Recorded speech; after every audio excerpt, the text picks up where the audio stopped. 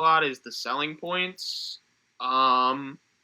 So for the selling points, I just wrote down a quick list here. Me and Jack were just on a call before. We just threw together a little quick list, a couple minutes, some key selling points. So you have the automations. That's pretty self-explanatory. You can basically do, like the auto text and email, response to appointment bookings. We have automating sending reviews after appointments, automatic Google review management, which is, that includes sending the reviews after appointments as well as just using the Google review management, website and funnel creation, obviously. And I know from the videos, it looks like I mainly do the website and funnel creation, but that's not entirely the main thing that I do. I like to offer the automation and lead generation, as I always like to say. But the website and funnel is an added bonus, especially if the business doesn't have, a website set up or just a shitty website. The conversations tab, obviously is a plus. You get all of your conversations, text, emails, and everything, in one place. And then what I like to offer as the plus, that's not just the software, is lead generation. So running the ads and stuff like that, the Google and Facebook ads. And then when you pair that with the software is really good at capturing, nurturing, and setting up any automations from that point to automatically follow up with leads, missed call text back, and stuff like that. So combination of the software with running ads, really, really good. Jake, we charge. Oh, sorry, my bad. No, my fault. What'd you say? Do we charge for ads? Right? That's what I've been doing. I put like an ad credit. Just like a first-time ad credit in the 250 and 500 category, to like kind of like push towards those categories. But after that, once they use the credit, I charge them. I don't charge them for creation. I just charge them for running and take a premium. Yeah, that's a good way to do it. And you can structure it how you want. I would say for the most part, they should be paying their ad. Definitely they should be paying their ad spend. I wouldn't pay their ad spend ever. I would charge them for running the ads, creating the Google and Facebook ads, and then obviously that's part of the monthly subscription. And you could also do it where you can charge them a percentage of the ad spend, or you can just charge them like a percentage of revenue. There's a couple different ways you can structure it. I just kind of like to do it basic monthly subscription for the ads. A couple of my clients that have been performing really well, I do want to talk to them about potentially converting to percentage based, because my ads are performing really, really well for them. And without me, they wouldn't be able to do that, not even remotely close. Yeah. So I want to talk to them about, because I really have the leverage there. And obviously I'm not doing it purposely. It's just, I'm doing all this work for them, which is resulting in massive increases in their revenue. And I'm missing out on all that profit because I'm charging monthly, which kind of sucks. All right. So, what was I going to say? What was it? Sorry, I lost it. I'll unmute if I remember. Yeah, you said you charge a premium, meaning. Yeah, I was going to ask about that too. Yeah, I charge a percentage. I charge a percentage of ad spend, but I don't charge for the creation of the ad itself. Okay. Well, that works. Oh yeah. How do you create ads using OpenAI? I have photographer, and I have a photographer and an ads guy. And he'll put words on the ad and make it work. So how do you do it? Because I feel like I'm spending too much money there. I feel like I could cut costs. Yeah, for Google ads, typically you're not putting images for Google ads, so it's mostly just copy. So that's simple. Yeah. You can use OpenAI, ChatGPT for all the ad copy, or copy.ai, or any pretty much AI website for the copy is what I do. And then, and then for images, if I do Facebook, I don't really do Facebook too much for my clients because a lot of them are home service based, and Google ads are really, really good for home service based. I really honestly, and I said it in a couple of my videos, Google ads for the businesses I work with, HVAC, construction, roofing, cheapest fucking leads you can get out of any form of paying for leads, whether that be ads, buying lists, whatever it is, the cheapest you can get for this niche is Google ads, Google guaranteed ads specifically. They're great.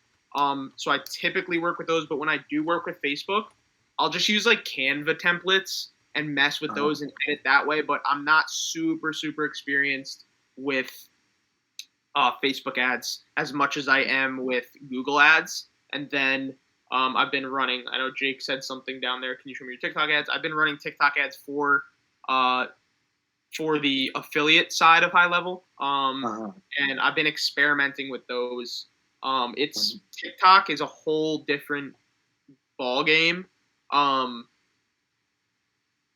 Yeah, let me see if I can get this pulled up here. I had my thing is like a shit show. My ad manager on TikTok is a shit show right now. All right.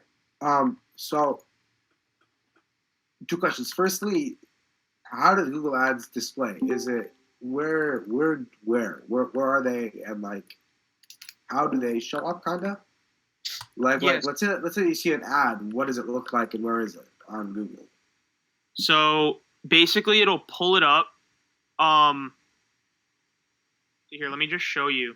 I'll show you exactly what I mean because I just looked up.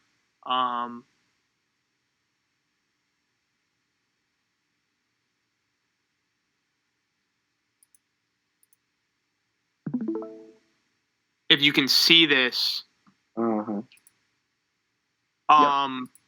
Yeah, so this is the Google guaranteed ads. When you verify your Google account, they show up here. So and also right here. So these are the Google guaranteed ads. These are amazing because they show up even above the other ads. It'll show up and it says that little Google guaranteed tag. If you're like verified by Google, that's where you show up. And see, there's only 3 guys up here. Not too many people are doing this. So depending on your area, kind of depends how many people have it. But you're showing up literally the top 3 results. Like you can't beat that. And they're the same thing. It's pay per click. And obviously, like see this guy. So this guy's obviously established. They know what they're doing. Pay per click, huh? Yeah, it's pay per click, just like any Google ads you're running. This guy's established. Like these guys have high SEO. They're just up here because it's a no-brainer to be up here. But this guy's smart. This guy only has 6 reviews. He's new. He's got the Google guarantee. He's showing up with these big dudes, and he's only got 6 reviews. Like, take a look at. Oh, I see. Okay. And he doesn't look like he has a website. I should call him that. I'm not. And another thing too, another tip for Google, you can add your services right here. And so that just helps with people like trying to look. So they see your Google guaranteed ad, they click it, and what Google guaranteed does, get it done right, or Google pays you back, meaning you're like verified by Google, like I said. You pass a background check, you have business insurance, all these forms you have to submit to Google itself. And then you will get this tag, which is amazing. You can show your services. You can also implement a appointment booking directly into Google. So you can take like your calendar from High Level, and you can put the link in here and have people be able to book straight off Google, which is great. Typically, the service base you're going to do just phone calls is typical, but you can do appointments as well. So just a quick question. How do we? Sorry, you got it. It's cool. How do we push them? Because I have some clients that just won't run ads, and I think I might be like selling them wrong. How would you push them towards ads? Because some of them are really cautious of extra spend. Yeah, like unnecessary spend. Yeah, I mean, I would tell them. Like, it's literally a no-brainer, especially if they're service-based and they have the ability to do Google guaranteed ads if they have all the paperwork required, which it's not even much paperwork you need. The insurance, your employees need to pass a background check, but what I've been doing for my guys, I'll just take the owner's background check, say there's 1 employee, and because they make you submit, like, the entire roster of employees if you put all your employees' information in. I just take the owner, say 1 employee, throw the background check, just because it's so much work. If you have like 30, 40 employees, you have to throw in all of their background checks. But I just put that, and it's like a no-brainer. Google Guaranteed Ads, just tell them it's literally the most cost-effective way you can get leads for home service-based. Right now, it's a no-brainer for them. So definitely tell them, like, it's not, you're not going to be wasting money because it's pay per click. So, I mean, obviously, whatever your conversion rate is going to affect how much money you're spending per actual acquisition. But for the most part, it's a no-brainer right now. They're performing really, really well. So I would just say, like, you got to be doing this if you want to compete. Okay. How much is your ad spend budget? How much, like, do you tell them to set up for ad spend? So, I charge like a standard rate. They pay all of the ad spend, so that depends. Yeah.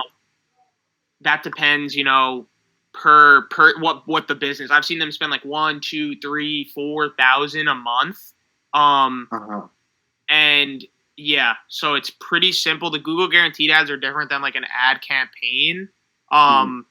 They're a lot easier to set up and they're quicker as long as you have the paperwork in there. But yeah, so just tell them it's a no-brainer. And they got it. Are they home service based? Yeah, I do. Most of my people are like plumbers, and there are a couple dentists and a couple roofers. Okay. Yeah, that's definitely people who would qualify for running some Google Guaranteed Ads. Oh, okay. Thank you. Yeah, no problem.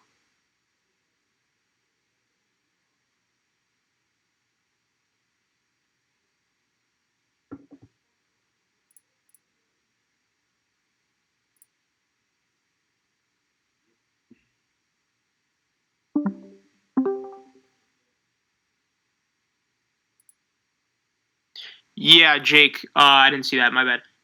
Yeah. So the Google Guaranteed is pay per call, or just like purchases your services. But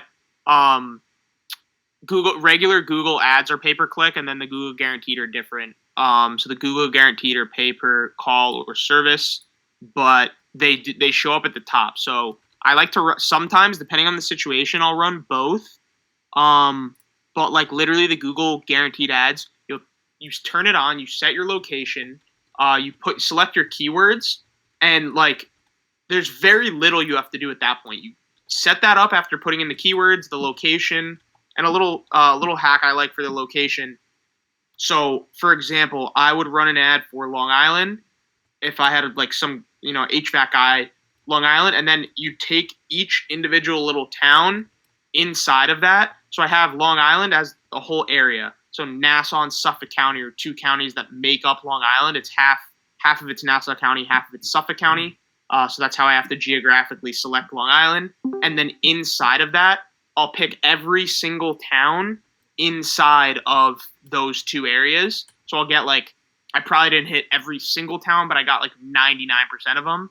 And that will, for some reason, that helps geographically target you in those specific towns. So you'll pop up like, for example, one town, you'll pop up directly in that town. So if someone's in, for example, the town I'm in, Garden City, and they say look for roofer in Garden City, if I just had it set to Nassau County, I might not be the top guy to come up.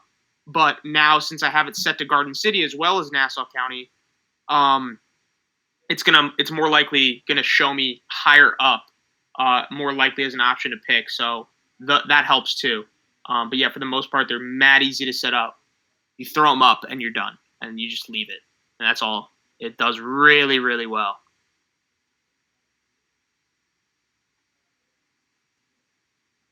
Is there a limit to the keywords that you can add? Like, no, there's no limit, but it says to like, it says to pick like 7 to 10. Like ideally, it says like you really should only keep it to 7 to 10. But yeah, I would keep it to 7 to 10 depending on the business. I mean, you just pick the best keywords, and you can look. It gives you a little breakdown of like the keywords and how well each keyword's performing. So, if a certain keyword isn't performing well, you can take it out and just try a new one and then try and get like a roster of 7 to 10 of the best possible keywords, because some keywords might only spend a little bit of money and some keywords might spend a lot of money. They charge you per keyword? They charge you per, like, so if someone, calls or clicks on the service for, like, if they searched up, like, for example, one of my duct cleaning guys, they searched up, because he also cleans dryer vents. If they search up dryer vent cleaning, that's one of the keywords that now it'll spend. If they click or call for that keyword, it will spend for that keyword. And as opposed if they looked up vent cleaning, it will spend for that. So it knows which keywords are being searched more and which keywords are being searched less. It gives you a whole, like, basically like a mini leaderboard of like the top 10 keywords. And then you can go from there and you'll know which keywords are good, which keywords are bad. And you can tweak from there. Do we set up a new Google account for each of the companies, or or do we just use like one ad account, or do we use their already existing one if they have them? If they don't, then I would assume you set one up.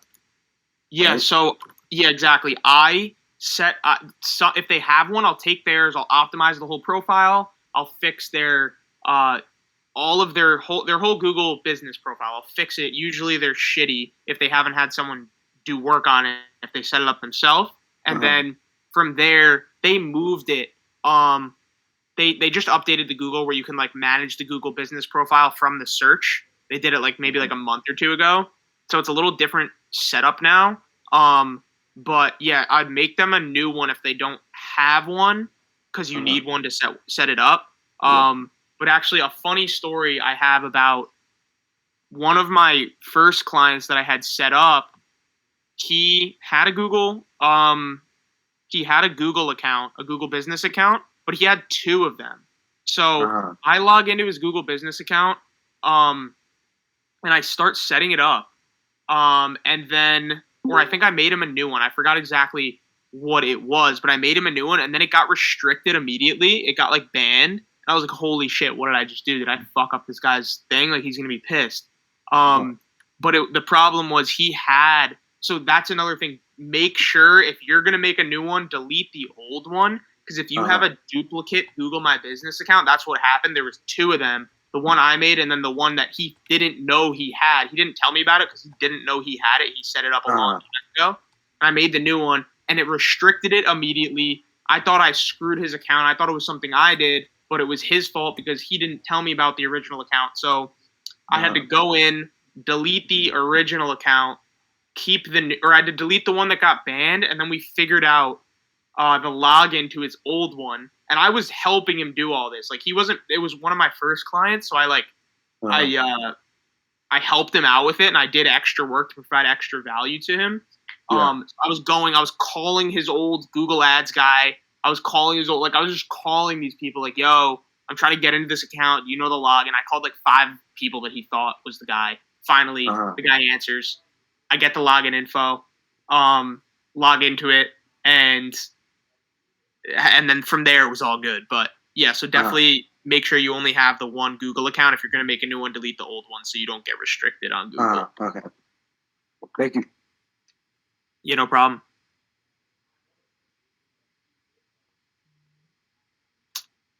Does anybody have any questions regarding that or anything else? Anything regarding Google Ads, demos, or just anything specifically that they wanted to go over?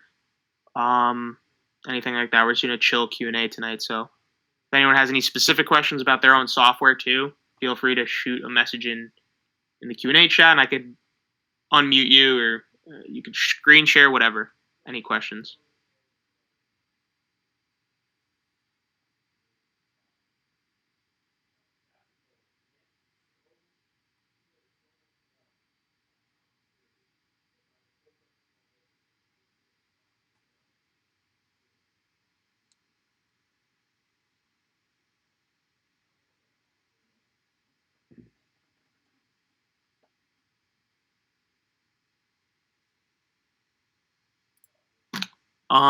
Yeah, I know, Jake, you wanted to see the TikTok. Let me see if I can pull that up for you.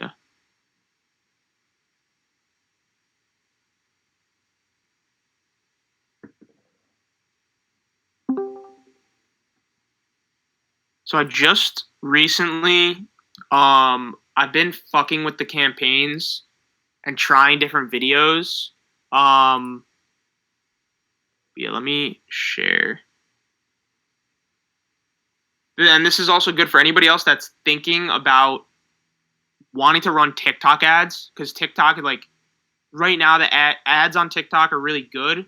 It's becoming somewhat, I guess, not saturated, but there's a lot more people getting into the ad game, so it's getting more competitive. The pricing's getting a little worse than it used to be, but it's still pretty good, especially for like, it's just TikTok's really for B2C, like business to consumer, and not really business to business. Where it can be business to business, but it's more so for B2C. But yeah, let me show here. I'll run through quick how to set up a TikTok ad, just so you guys know. If you ever wanted to in the future, if you wanted to run it for your own agency too, definitely could be a play. And I think organic content on TikTok also is just a huge component to that. It's free. It takes work, and you have to be putting out a lot of videos to actually see results. You're not just going to post one and get a million views. But yeah, TikTok for sure is a good avenue to get leads for your business or your client's business, whatever it is. I think TikTok's a good avenue depending on what it is. But let me share my screen here. I can show you guys how to run some TikTok ads. So I just started running these. A lot of these I turned off. So that's why a lot of them says $0 or just like $100. I turned a lot of these off. I was messing with them. So all this data is completely just random right now. None of this data is really accurate, because a lot of these are this whole page right here is just new, and then all these say $0 because they haven't been turned on for a little bit.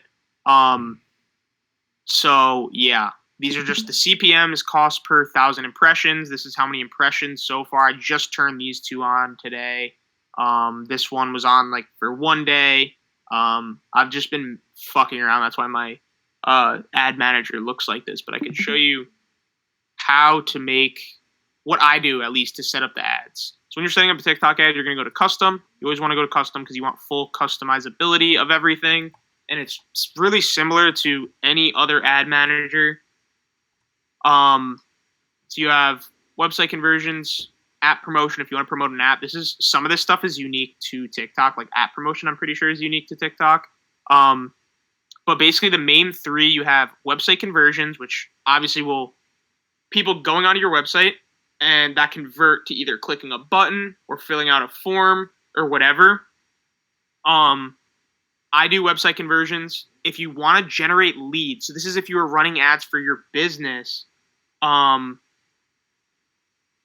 If you want to do ads for your business, you could do lead generation. That's if you're running for like your agency. That's when I would do something like a lead generation ad. And then you have traffic, which is just getting traffic, video views. This isn't probably something I would stick to website conversions and lead generation. But if you're running ads, Jake, for the affiliate program, you're gonna want to do website conversions for sure. So yeah, you click on website conversions, name it. Some of this stuff is a little more advanced. You're not really going to get into that. You set your campaign budget, set it to whatever you want your budget to be. I start at 50 a day and then scale from there. The only thing that sucks about TikTok, it's $50 a day, and there's a learning period of the ads. The learning period's it's either up to 50 conversions or it's like 100 conversions in a 7-day period. So you burn money testing ads. If you have a bad ad, you have to kind of leave it up for a couple days to see if it might level off, because during that first week you have the ad up, it's going to fluctuate a lot. So TikTok ads is minimum 50 a day, so you do burn some money on TikTok. So I would stick to organic if you don't have a lot of money to just throw at these. It's really annoying at that point. But so you pick your budget. I'm just going to put 50 because this is just a test. Jake, I'll show you how to get to the Spark ads. It's towards the end is when you select Spark. So here is where so TikTok Pixel, that's the next thing you're going to select. The TikTok Pixel is code that you put into your websites. You just paste this little snippet of code they give you, and that is going to basically track when someone fills out the form. So if you have a form on your website and you want the ad to track that so you know how many conversions you're getting, you put the pixel in, and then TikTok basically lets you go on your website in like a little TikTok editor thing, click on the button that you want to map the conversion to, and then so this is definitely getting a little more advanced, but that's what the pixel is. It just basically maps the conversions for you so you know how many people are clicking the button on your website. And then from there, always select placement and unselect Pangle. You don't want to be using I don't think this is an app from the US. You want to only do TikTok. I'm pretty sure this is like some sort of Chinese app. And it's just you're going to be spending money on invaluable impressions. It's going to be a waste. So then, just select TikTok. I leave this off. Some of this stuff I'm not super familiar with. Like, I'm not sure. You can't do this with Spark ads. But this will basically choose which creatives that it shows based on the TikTok algorithm. Again, pretty advanced stuff. And for the most part, when you're on TikTok, you're going to be doing broad targeting. So broad targeting means you're going to target everybody. You're not going to specifically target like you would with a Facebook ad, for example. With a Facebook ad, you're targeting for interests, or you're targeting for, specific things like that. TikTok, I like to leave it broad. So I do 18 all the way up to 55, not the 13 to 17 range. Just because a lot of those conversions tend to they don't convert well, so I just leave it at 18 up to 55. Custom, because you want to do it broad. I was thinking about trying out automatic targeting, to be honest, but it seems like everybody's doing broad targeting via custom. So I'm gonna test this out, so I'll definitely let you know. But I'm definitely going to test this one out. I was literally looking at this today, like, do I want to test this? For now, I'm just going to stick with custom, though. And like I said, broad, all genders, 18 up to 55. You leave all of this just all. Don't include categories. Don't exclude categories. Don't add interests. That's also more advanced stuff, and TikTok just works differently. That's why I didn't touch any of that stuff. I'm sure someone that's better than me at TikTok ads really knows more specifically what to do with this type of stuff. You need to be really good at TikTok ads to be messing with all this shit, because the algorithm is so confusing and so complex that when you throw in all this stuff, you can fuck the ad up, and you might just be spending money for no reason. So I just like to not touch any of that stuff. Daily budget, 50, run continuously all day. Like, again, day parting. You can specifically run the ad at certain times of day. And it gets very, you can get really complex with these. Then you click, I have to select the pixel. So you select your pixel and hit next. And this is where the Spark ads come in. So Spark ads are ads that are ran from your creatives on your TikTok already. So you can create an ad with a new video that's not on your TikTok and run it.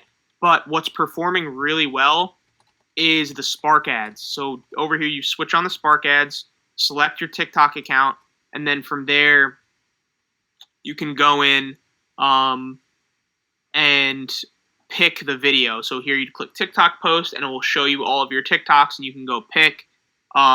And what that does is it almost disguises your ad as a normal post. So it looks more native and more just natural as opposed to like an ad.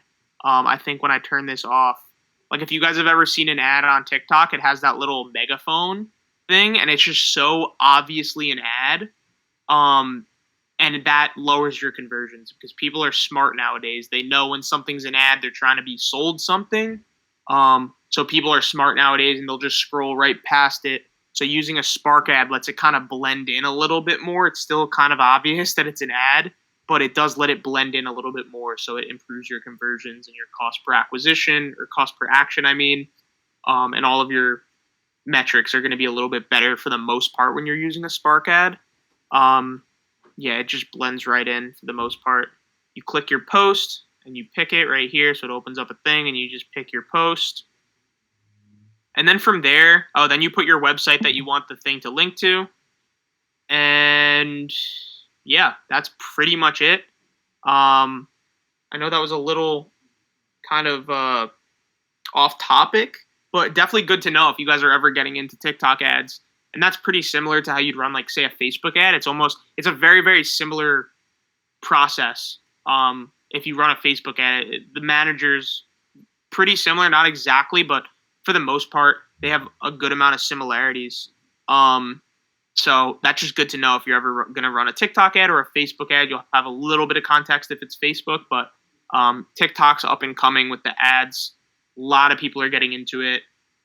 And the main thing for TikTok ads, the thing that's going to affect your like metrics and how many conversions you're getting the most is your creative. The creative is everything, no matter what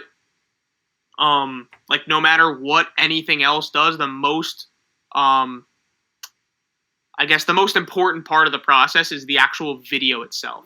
You can have multiple different videos with the same settings I just ran you through, the same options, and the videos are going to drastically change your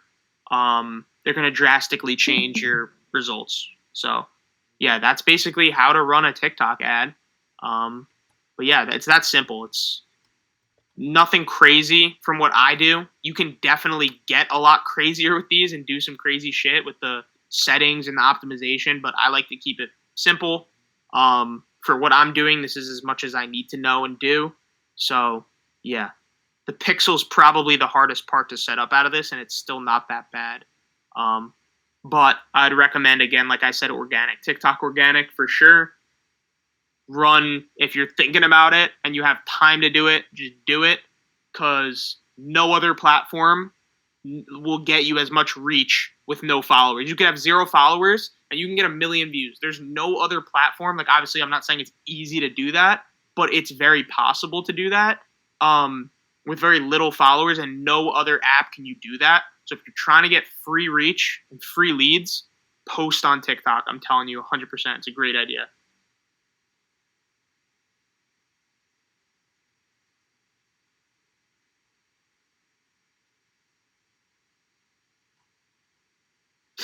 No problem, Jake. Did that answer your question? I think I mostly went over the whole process there for. Okay, cool. Yeah. Like I said, the Spark ad's right at the end. But yeah, it's pretty simple. If you test out the automatic targeting before I do, let me know how it does for you. So yeah, because I was thinking about that. I was talking to Jack about that today, that I might test out the automatic targeting. And see how that does. It's just it's expensive to test all these ads. Yeah, you just burn money, because if you have a bad creative and you're getting a crazy high cost per action, you won't kill the ad for like 7 days. So there you're spending either $350 to $700 in a week just on a shitty ad, and then you do that. Repeat that over and over. That's what I've been doing. I've been spending on ads, just testing different ones, and it burns money.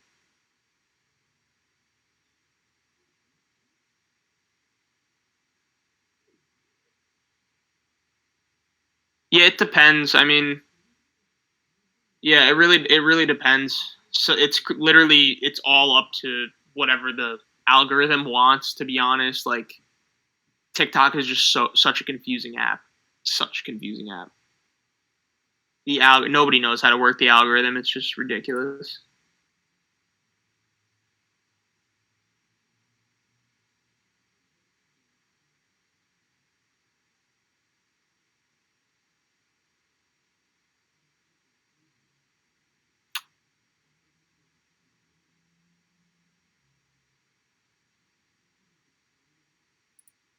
Yeah, it doesn't necessarily need to.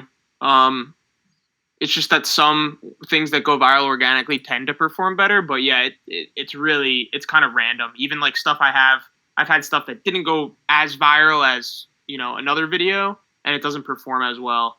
Like the one that went more viral. It's all up to the testing and seeing if it works really. But yeah, that's TikTok ads for you. Does anyone have any other questions? Anything else? I know the TikTok ads was kind of off topic, but definitely good to know for anyone that was here watching that. You might use that in the future. But anything else, related to back to high level or anything like that? I had one. So I did some research and I found that the American market it's not very saturated, but it's more saturated than I would like it. Right? If I hired someone that spoke like Spanish, could I like move into like South America and work that market? Because I feel like that's much more underdeveloped. For high level, or like just for we'll integrate marketing and stuff. For both, we'll high level work down there, and we'll everything integrate correctly. Like, we'll Stripe work down there. It should. Yeah, I'm pretty sure Stripe works in most countries. The only thing that wouldn't work is YEXT. But other than that, and I have actually a couple affiliates working out of the country. Actually, a bunch of affiliates in other countries. So yeah, the only thing that doesn't work really out of US Canada is YEXT. Everything else perfectly fine. So if you wanted to target other markets, that would be totally fine, up to you. If you have the ability, if you have someone that speaks another language. One of my high performing affiliates actually, I think, is doing work with people in Brazil. If I'm correct, I'm not 100% positive, but I believe in Brazil he's working with some people there. So 100% try that out. Okay. Thank you. Yeah, no problem.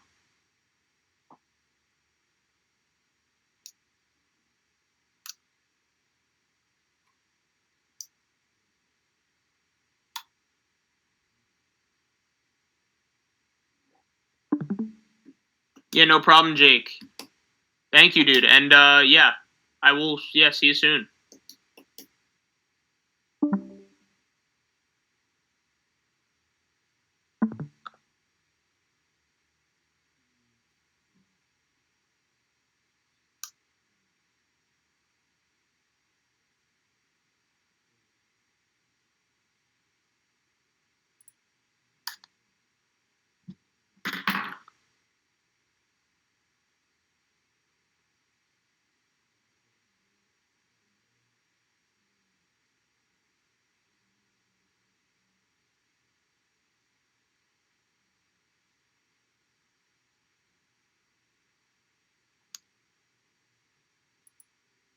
Anybody else have? Oh, quiz. Okay.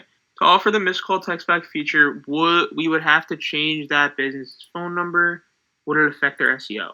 No, it wouldn't affect their SEO as long as you have the same website. So that's another thing. SEO, like if you have to rebuild someone's whole website and everything, that can like fuck up SEO a little bit. Which is why if they have a website, I like to leave their website up, edit it, and then throw in the forms and stuff. Because if you have to if they have a shitty website and they're not getting any SEO, it doesn't matter. But if they have a shitty website and their SEO is really good, which is very, very uncommon, that could become an issue. But for the most part, the business phone number won't affect their SEO at all. The only thing that would affect SEO is if you had to take down their website, for example, that was on like Wix, and put up a GHL website. But if their website was shitty, you're only going to do better than it. So that's fine. But yeah, changing their phone number, isn't an issue. You could also link their high-level business phone number, and you can put like as the call forward. You can forward the call to their actual business number. So I would do that if I were you. Put their high-level business number on the website, so you can do all the automation stuff and like the text messages and stuff, and then forward that. So anytime someone calls that number, it will automatically forward it to their business number that they previously had. That's how I'd go about that, and it will not affect their SEO at all.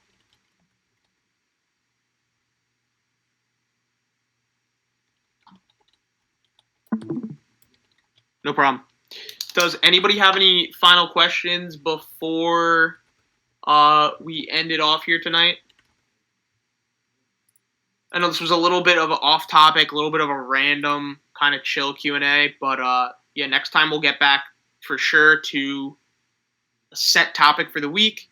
And also, if you guys have any specific questions and stuff, obviously throughout the week, as always, hit me up.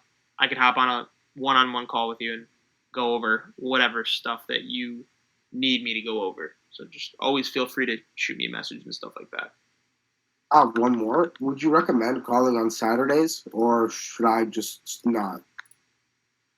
I mean, I personally don't. I think that's definitely like if you want to, go for it. I don't like losing my flow like throughout the week, but if it's not going to return results, it's not going to return results, you know. So yeah, that's one note. I think, I mean, if you don't want to mess with your flow, for sure, at least do some on Saturday. For sure. Yeah, I would say, you know what, go for it. Yeah, I would say go for it if you want. Okay, thank you. No problem.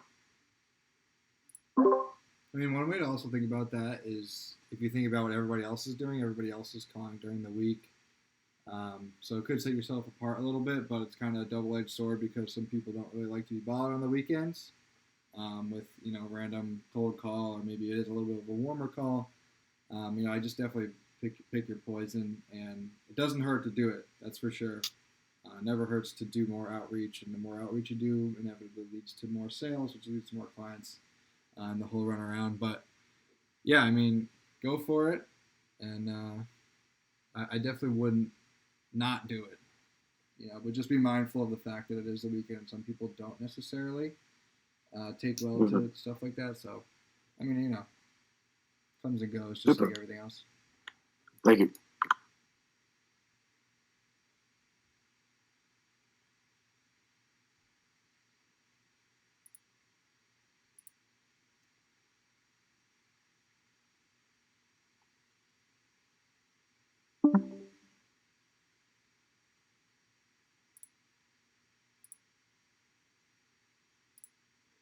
Quiz, you had another question, or I just want to make sure I don't miss your last question if you did have an additional one.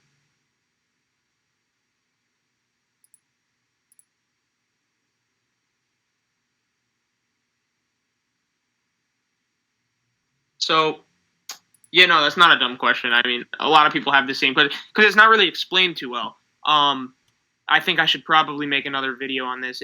It's a simple explanation. So YEXT lists your business on 70 plus different business directories, which is just a bunch of different business websites. Now, that will, one, help because for one reason you have 70 different additional places where your business could pop up if someone searches. Your website's just in more places. Now, the more important thing to that, your website will be linked on each of these business directories, all 70. Your website link is going to be on that. Now, there's something called backlinks, which is just anytime your website is linked on a different website. And those are really important factors for boosting your SEO. So the backlinks really help with just pushing your website just higher up, because you have these premium backlinks like Yelp and like just a bunch of these other like well-known websites that have your link on it. It's going to help with SEO. So yeah, how you integrate it, basically in the sub account, you put in all their information, like the business name, the business website, the business, just like how you'd set up your own sub account. then when you turn on YEXT, it will take all of that. It'll take the website link, it'll take the business name, the business address, and automatically upload it to all 70 of those directories. So it's very, very simple, very easy to set up. If you need help setting it up, feel free to shoot me a message and I can just hop on a call with you and real quick and go over how to set that up. But you get to it from the reputation tab. You go to the reputation tab and then you go to listings or directories, I think it's called. I think it's listings. And then from there, you'll be able to turn on YEXT. You just pay the $30 and then it lets you throw it up.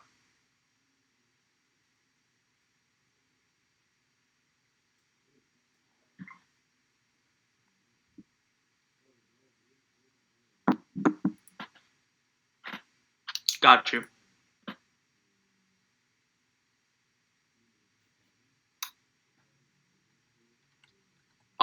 So I include the $30 in my professional plan. So they'll pay $497. I'll technically, it would come out of my pocket. Like, they pay for it with YEXT. They're paying $497 and that comes with YEXT. So the 30 technically would come out of my pocket. Just because I like to add the value of offering the YEXT, so it kind of pushes them towards that higher plan. It's like another selling point where they're going to be more likely to buy that one if you're offering additional stuff for free. Whereas if they got the Essentials plan, they'd have to pay extra for the YEXT. So it's just like some added value there. So technically, yeah, I'm paying it, but it's offered as a deal with the professional plan.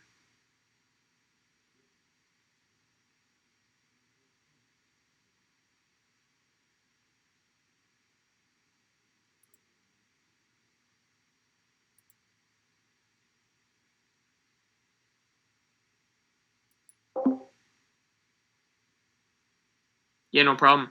All right, so I guess it's a little over 9, so I guess we will end it off here for tonight.